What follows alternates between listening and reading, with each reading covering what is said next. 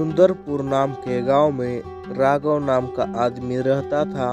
उनके परिवार में राघव की पत्नी और उनका राहुल नाम का एक लड़का था। राघव खेती करके ही अपने परिवार का गुजारा किया करता था। राहुल पढ़ाई में अच्छा था और मन लगा के पढ़ाई किया करता था।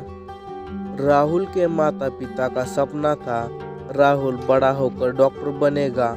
इसी उम्मीद में कड़ी मेहनत करके राघव राहुल की पढ़ाई का खर्चा निकाल पाता था।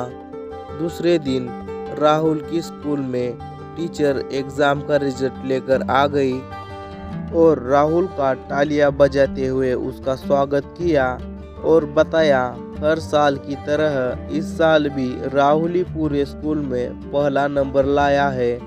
और अब गर्मियों की छुट्टी होने वाली थी तो सभी टीचरों ने गर्मियों का होमवर्क दिया और स्कूल की छुट्टी कर दी। राहुल ने घर आकर अपने माता पिता को बताया।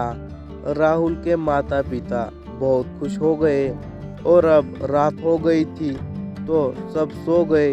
दूसरे दिन राघव की चचेरी बहन का बेटा किरण गर्मियों की छुट्टी में आया था। किरण शहर में रहता था और किरण उसके पिताजी से मोबाइल फोन मांग के लाया था।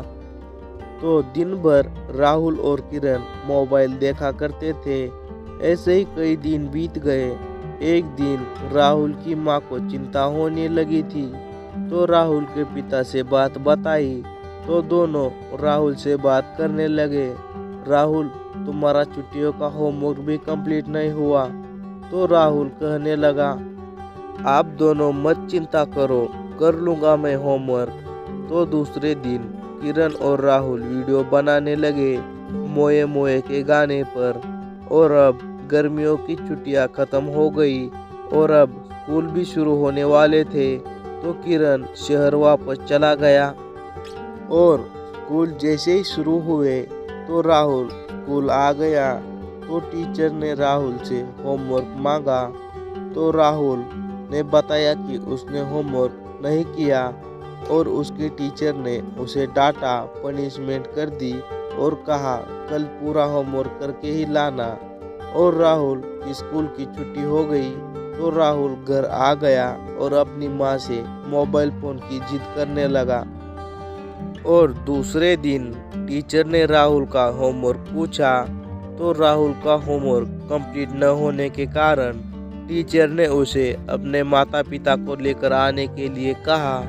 तो दूसरे दिन राहुल अपनी माँ को लेकर स्कूल आ गया और टीचर ने सारी बात बताई।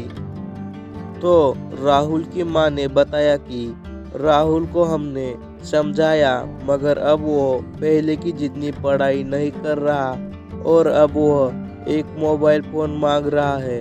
हमने तो उसे समझाया कि हम जैसे तैसे करके घर का गुजारा किया करते हैं और राहुल की पढ़ाई का भी खर्चा निकाल पाते हैं। तो टीचर ने उसे समझाया कि राहुल बेटा, अगर हमें किसी चीज़ की गलत आदत लगती है तो हमें उसे सुधारना चाहिए। अगर तुम मोबाइल फ़ोन भी लेते हो तो तुम पढ़ाई नहीं करोगे तो फिर तुम क्या करोगे? फिर तुम्हें मजदूरी ही करनी पड़ेगी। अब तुम्हारे हाथ में है, तुम्हें पढ़ाई करके डॉक्टर बनना है या फिर तुम्हें मजदूर बनना है। और राहुल को बात समझ आ गई और राहुल ने अपने टीचर और माता पिता से माफ़ी मांग ली और पहले की जितनी मन लगा के अच्छी तरह से पढ़ाई करने लगा।